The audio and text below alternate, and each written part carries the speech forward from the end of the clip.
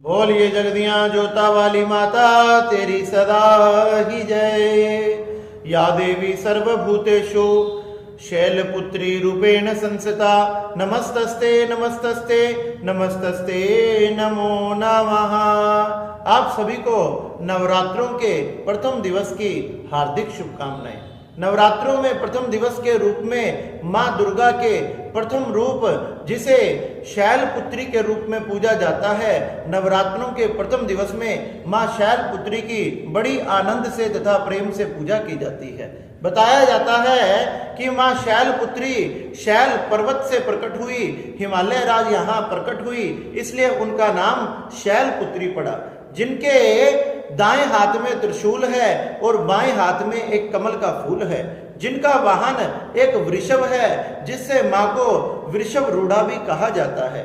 मां अपने भक्त को आनंदित करने वाली, उनके सभी मनोकामनाओं को पूर्ण करने वाली है। मां शैलपुत्री के संबंध में जो कथा आती है उसके अनुसार मां शैलपुत्री पूर्व जन्म में दक्ष प्रजापति के यहाँ सती रूप में प्रकट हुई थी, जिनका विवाह बड़ी ही धूमधाम से भगवान शिव शंकर के साथ किया गया था। भगवान शिव शंकर के साथ विवाह बड़ा मांगलिक कार्य बनाया गया, बड़े धूमधाम से मां का विवाह किया गया तथा जब विवाह को बहुत समय व्यतीत हो गया तो एक दिन दक्ष प्रजापति ने एक यज्ञ का आयोजन रखा। भगवान शिव शंकर से दक्ष प्रजापति का एक विवाद हो गया था और उस विवाद को दक्ष प्रजापति ने अपने दिल में बिठा लिया। दक्ष प्रजापति ने अपने दिल में बिठा लिया तथा संकल्प कर लिया, इतने मैं भगवान शिव शंकर का अपमान नहीं कर दूंगा, इतने मेरे दिल को किसी भी प्रकार से कोई राहत नहीं मिलेगी। यही सब मन में बातें सोचकर दक्ष प्रजापति ने एक योजना बनाई। उस योजना के अनुसार दक्ष प्रजापति ने एक बहुत बड़े यज्ञ का आयोजन किया तथा उसमें सभी देवी देवताओं, संत महात्माओं, ब्राह्मणों को, किन्नरों को, यक्षों को, गंधर्वों को, सभी को आमंत्रित किया। सभी उस यज्ञ में पधारने लगे, लेकिन किसी भी प्रकार से भगवान शिव शंकर को आमंत्रित नहीं किया, क्योंकि जब सभी देवी देवता, ब्राह्मण, यक्ष, किन्नर, गंधर्व आ जाएंगे और उन सबके सामने जब भगवान शिव शंकर नहीं होंगे तो भगवान शिव शंकर का बड़ा अपमान हो जाएगा। ऐसी दुष्ट बुद्धि रखने वाले दक्ष प्रजापति ने भगवान शिव को नहीं बुलाया तथा उस यज्ञ का जब समय आया, उस दिन के आते ही सभी देवी देवता अपने वाहन पर रूढ़ होकर उन यज्ञ के आयोजन की तरफ बढ़ने लगे। जब कैलाश पर्वत के ऊपर से सभी के वाहन जा रहे थे तो आज मां सती ने भगवान शिव शंकर से प्रश्न किया कि ये सब कहां जा रहे हैं? आज से पहले मैंने कभी भी इतने वाहन एक साथ जाते हुए नहीं देखे, इसका कारण क्या है? जब भगवान शिव शंकर कहने लगे कि आपके पिता ने एक बहुत बड़े यज्ञ का आयोजन रखा है, जैसे ही सती ने सुना, सती बड़ी प्रसन्न हुई तो पतिदेव फिर तो हमने भी चलना चाहिए, महादेव जल्दी करो।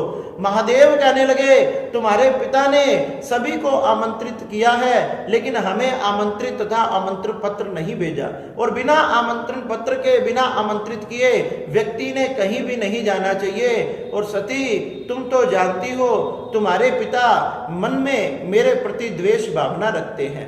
सती पूछने लगी इसका कारण क्या है? भगवान शंकर कहने लगे कारण छोड़ो, बस मुझे यही पता है कि तुमने वहां नहीं जाना चाहिए। लेकिन सती मां किसी प्रकार भी नहीं मानी। भगवान शिव शंकर ने लाख बार समझाने की कोशिश की, बार बार बनाया, लेकिन सती मां का इतना आरूढ़ संकल्प देखकर, ऐसा संकल्प देखकर कि मैंने जाना ही है, तो भगवान शिव शंकर ने जब बार बार मना किया और जब भी सती ना मानी तो फिर सती भगवान शिव शंकर के चरणों में नमन कर कर अपने पिता के घर की तरफ दौड़ने लगी। जैसे ही मां दौड़ने लगी तो भगवान शंकर ने उनके पीछे पीछे अपने रुद्रगण तथा नंदी आदि को भेज दिया।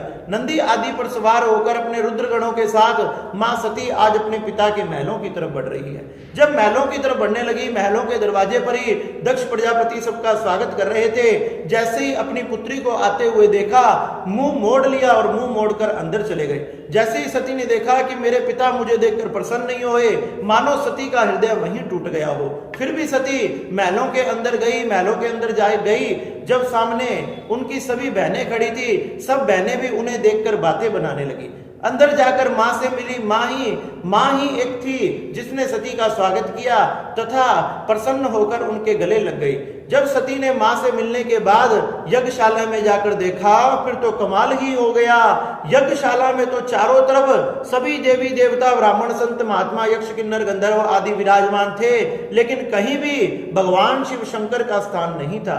न तो भगवान शिव शंकर का स्थान था और ना ही उनकी बात हो रही थी, और तो और ना ही उनके नाम से कोई आहुति प्रदान की जा रही थी। यह सब देखकर, इतना बड़ा अपमान देखकर मां सती भगवान शिव शंकर का कुछ सहन ना कर पाई तथा सबके देखते ही देखते मां ने अपने शरीर में से योग अग्नि को प्रकट कर दिया। योग अग्नि के प्रकट करते ही रुद्रगण, नंदी आदि मां को बचाने के लिए भागने लगे, लेकिन कुछ पल में ही उस योग अग्नि ने मां सती को जलाकर विध्वंस कर दिया तथा भयंकर युद्ध हुआ। भयंकर युद्ध का परिणाम दक्ष प्रजापति आदि का सिर काट दिया गया। भगवान शिव शंकर ने कृपा करके फिर से बकरे का सिर लगाकर यज्ञ आदि को पूर्ण करवाया। वही सती जो पूर्व जन्म में दक्ष प्रजापति के यहाँ प्रकट हुई थी, वही सती अब हिमालय राज पर्वत के यहाँ प्रकट हुई। पर्वत, पहाड़ आदि के प्रकट होने के कारण, उनके यहाँ जन्म लेने के कारण माँ का नाम शैलपुत्री पड़ा। पर्वत का अर्थ होता है ऊंचाइयों को छूने वाला, ऊंचे ऊंचे शिखरों को छूने वाला।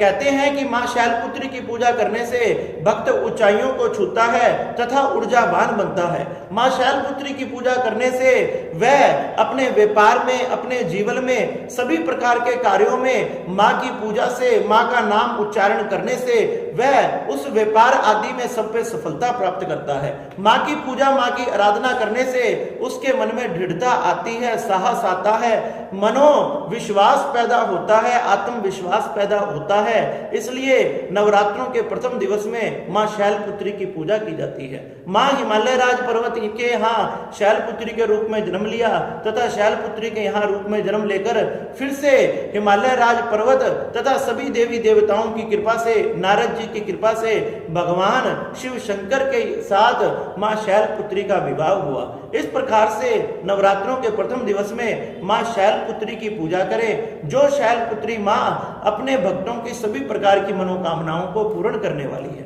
मां की पूजा करना तथा मां को सफेद फूल बड़े प्रिय हैं, मां को लाल फूल बड़े प्रिय हैं। उनकी पूजा में लाल फूल, सफेद फूल आदि हमने उनके चरणों में समर्पित करने चाहिए। नाना प्रकार के अनेक फलों का भोग लगाना, उनके सामने कलश की स्थापना करना, अखंड ज्योत का दीपक जलाना तथा जो आदि को बोना, इनसे मां बड़ी प्रसन्न होती है। मां को चुनरी बड़ी प्रिय है। सबसे पहले तो मां को चुनरी ही उड़ानी चाहिए, मां को चुनरी समर्पित करना, इससे मां सभी मनोकामनाओं को पूर्ण करती है। तथा इस प्रकार से नवरात्रों के प्रथम दिवस में मां शैलपुत्री की पूजा करें, उनकी आराधना करें तथा उनके मंत्रों का जाप करें। ओम शं शैलपुत्री दिव्ये नमः। इस प्रकार से मां के मंत्रों का उच्चारण करें। जो भी आपको मां का मंत्र आता है उसी से मां की आराधना करें। इस प्रकार से धूमधाम से, बड़े ही आनंद के साथ हमने नवरात्रों के प्रथम दिवस को बनाना चाहिए। बोलिए जगतियां जोता वाली माता तेरी सदा ही जय। जयकारा शेरा वाली दा, बोल साचे दरबार की जय।